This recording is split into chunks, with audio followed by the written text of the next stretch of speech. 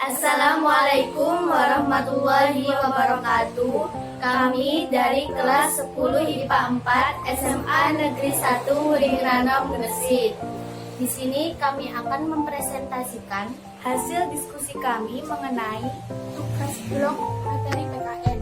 Sebelum lanjut ke step pertanyaan pertama, perkenalkan, nama saya Niken Juliana Putri, nomor absen 25. Nama saya Azwa Abdullah Yumna, nomor absen 6. Nama saya Diyatul Azizat, nomor absen 9. Oke, langsung aja kita ke step pertanyaan yang pertama.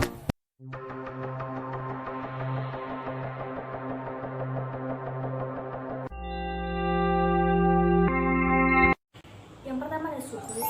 Suku adalah suatu golongan manusia yang anggota-anggotanya mengidentifikasikan dirinya dengan sesamanya, biasanya berdasarkan garis keturunan yang sama. Oke, di Indonesia ini banyak sekali macam suku, tapi aku hanya menyebutkan beberapa saja, yaitu yang pertama, suku Jawa berasal dari kawasan Jawa Timur, Jawa Tengah, dan daerah istimewa Yogyakarta. Suku Betawi, yaitu berasal dari kawasan DKI Jakarta. Dan yang terakhir ada suku Bugis, yaitu berasal dari Sulawesi Selatan.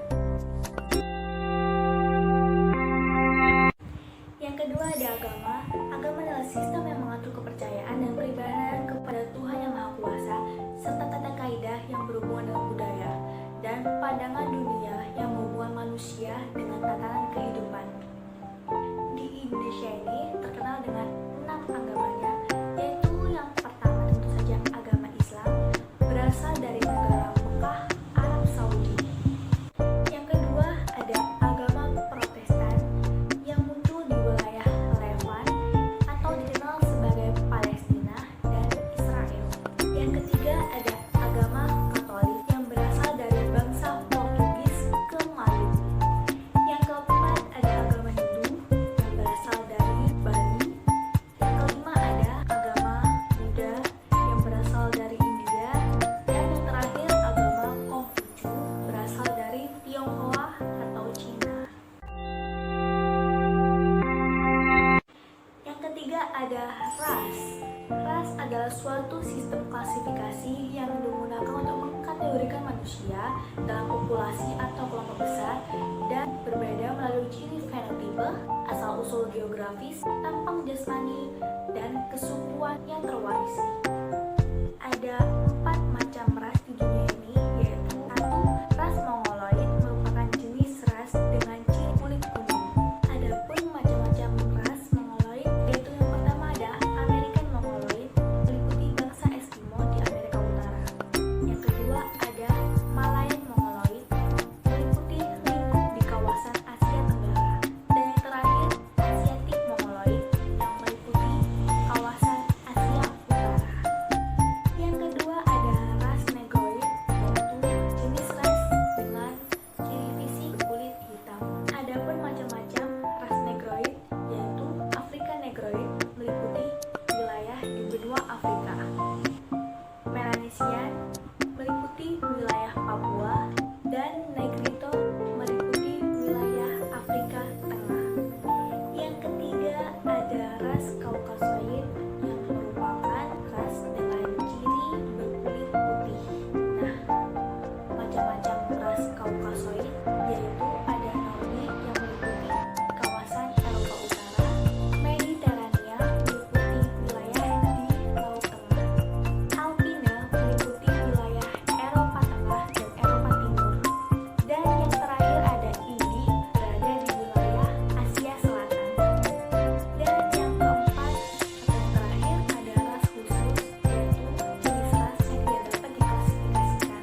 Macam-macamnya yaitu Ainu yang dapat dijumpai di wilayah Uluwatu, Polynesian yang dapat dijumpai di wilayah Mikronesia, Busman yang dapat dijumpai pada penduduk asli Afrika Selatan, dan ada juga Fedoid yang dapat dijumpai di daerah pedalaman Sri Lanka dan Sulawesi Selatan.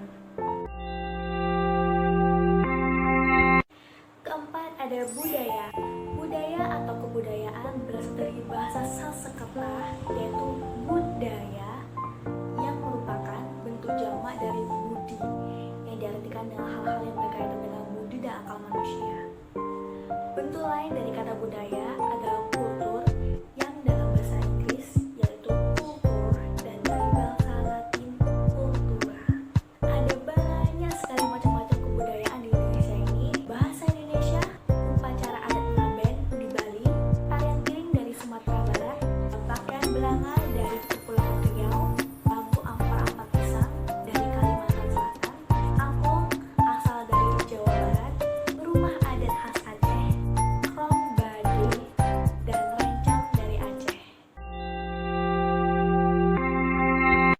Yang kelima, mata pencaharian. Mata pencaharian adalah pekerjaan yang menjadi pokok penghidupan.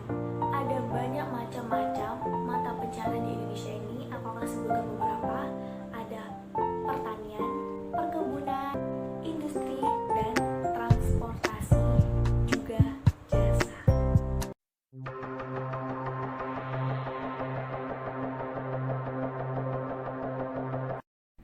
Di Indonesia terdapat berbagai macam suku, ras, agama, dan antar golongan.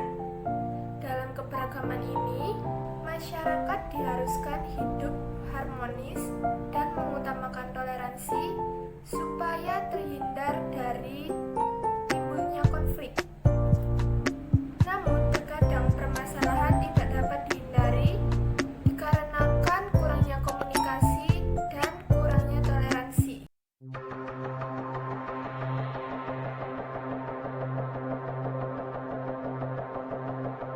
Keberagaman adalah suatu kondisi masyarakat yang terdapat perbedaan dalam berbagai bidang. Isu SARA sedang berkembang pesat di Indonesia belakangan ini.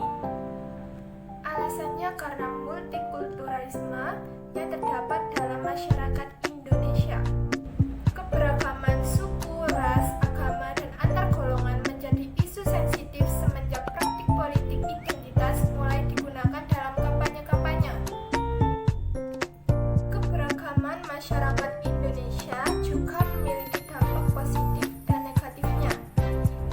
Dampak positifnya diantaranya bisa memberikan manfaat bagi perkembangan dan kemajuan bangsa Indonesia. Sedangkan dampak negatifnya bisa menimbulkan ketidakharmonisan dan perpecahan.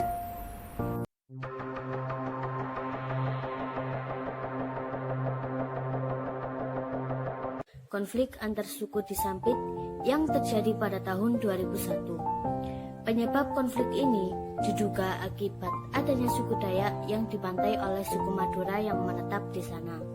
Versi lain mengatakan keduanya saling membakar rumah hingga mengakibatkan suku Dayak yang hampir memenuhi seluruh wilayah Kalimantan Tengah murka. Karena tragedi ini, 500 orang dikabarkan meninggal dunia, 100 diantaranya mengalami pemenggalan kepala oleh suku Dayak karena mereka ingin mempertahankan wilayah yang saat itu mulai dikuasai oleh suku Madura. Pihak kepolisian setempat sebenarnya sudah menangkap orang-orang yang dianggap sebagai dalang kerusuhan. Namun setelah ditangkap, kantor polisi justru dikepung oleh suku Dayak hingga polisi terpaksa melepaskan kembali tahanan. Konflik yang terjadi pada tahun 2001 ini akhirnya berakhir setelah setahun berlangsung. Konflik lainnya yang pernah terjadi yaitu konflik yang melibatkan golongan agama yaitu Ahmadiyah dan Syiah. Kerusuhan ini bermula saat golongan Ahmadiyah mengalami banyak sekali tekanan dari kelompok mayoritas di wilayahnya. Mereka dianggap menyimpang hingga akhirnya diusir. Rumah ibadah dan warga dibakar hingga aksi kekerasan lainnya. Mereka dipaksa kembali ke ajaran asli dan meninggalkan ajaran lama. Tidak hanya Ahmadiyah, Syiah juga ditekan di Indonesia. Mereka dianggap sesat dan harus diwaspadai dengan serius. Namun masyarakat terlalu ekstrim hingga melakukan kekerasan pada kelompok ini, mulai dari pembakaran rumah ibadah hingga pesantren. Hal tersebut dilakukan dengan dalih agar agar Islam di Indonesia tidak tercemar oleh pengikut ajaran Syiah.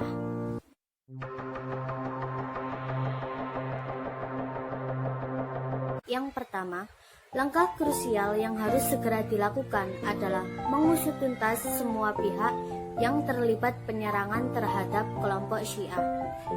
Semua aparat penegak hukum, baik kepolisian, kejaksaan, maupun kehakiman, harus bertindak tegas dalam menyidik, menyidang, dan menghukum siapapun yang bersalah.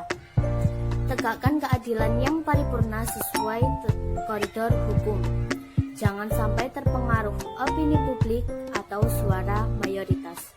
Yang kedua, pemerintah harus lebih serius menjalankan Undang-Undang Dasar 1945, Pasal 28 dan 29, supaya tiap warga benar-benar mendapatkan haknya dalam memeluk agama dan melaksanakan keyakinan mereka.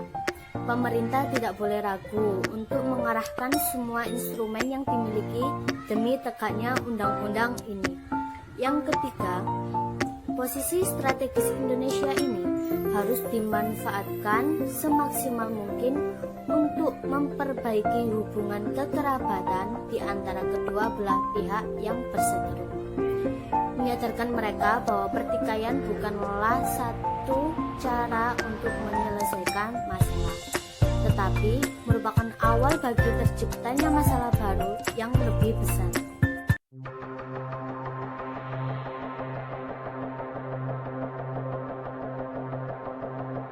Pertama, konflik ideologi yaitu suatu konflik yang muncul sebagai akibat adanya perbedaan pemikiran, gagasan, sikap, pedoman, cita-cita, tujuan dan sebagainya yang kemudian menjadi pemicu munculnya pertentangan dalam aspek ideologis antar sejumlah pihak. Upaya untuk menghadapinya dapat dilakukan dengan cara penguatan ideologi Pancasila. 2. Konflik politik yaitu permasalahan yang berkaitan karena adanya perbedaan kepentingan atau perbedaan tujuan. Upaya untuk menghadapinya: 1. Mengembangkan demokrasi politik. 2. Mengadakan reformasi lembaga-lembaga politik. 3. Memperkuat posisi Indonesia di kancah politik internasional. 3. Konflik ekonomi yaitu konflik akibat adanya perebutan sumber daya ekonomi dari pihak yang berkonflik. Upaya untuk menghadapinya: 1. Pemenuhan berbagai faktor pendukung bagi pertumbuhan ekonomi dan penyerapan tenaga kerja. Kedua, pengembangan sektor ekonomi potensial yang berdaya saing tinggi. Keempat, konflik sosial yaitu pertentangan antar perseorangan atau antar anggota masyarakat yang bersifat menyeluruh dalam kehidupan. Upaya untuk menghadapinya: pertama, fokus pada penyelesaian konflik. Kedua, menggunakan kepala dingin dan tidak memakai emosi. Ketiga, melakukan diskusi. Keempat, memperjelas pokok masalah. Dan kelima, menjadi pendengar yang baik. Kelima, konflik budaya yaitu pertentangan antara kebudayaan yang satu dengan kebudayaan lainnya yang dapat menimbulkan suatu permasalahan atau konflik. Upaya untuk menghadapinya: pertama, meningkatkan rasa toleransi.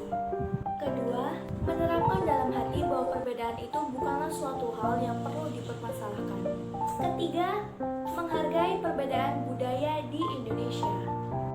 Keenam, konflik pertahanan dan keamanan yaitu konflik antara pemerintah atau negara yang memperebutkan wilayah kedaulatan dengan mengerahkan prajurit atau tentara negara masing-masing.